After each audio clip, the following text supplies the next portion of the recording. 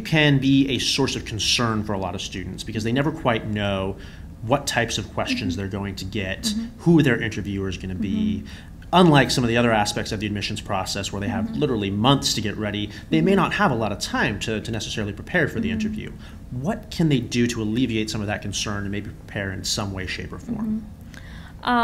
It's all different based on, you know, the undergraduate university that you're coming from, but you know, at least at my university, there's a ton of resources for our students. So I always have my students come to me and practice interviews, and then I also give them practice example questions so they can actually read over those questions even before they meet with me. And then I may ask them some of those questions. If you have a committee process at your university, you definitely want to go through that process.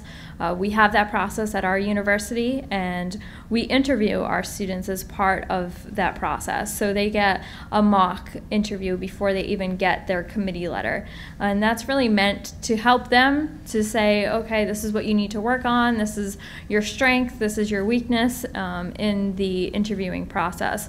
Also, the Career Development Center is what it's called at our school. It may be called something else at your university, but they also do mock interviews.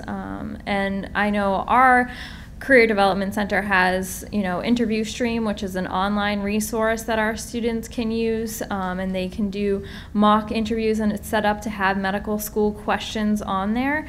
And they can record themselves and then re-record themselves multiple times to practice. So looking at your university and what type of resources there are, definitely tapping into your pre-health advisor because they're probably the closest to talking to medical school admissions directors and other folks and really getting the inside scoop of what medical schools are looking for.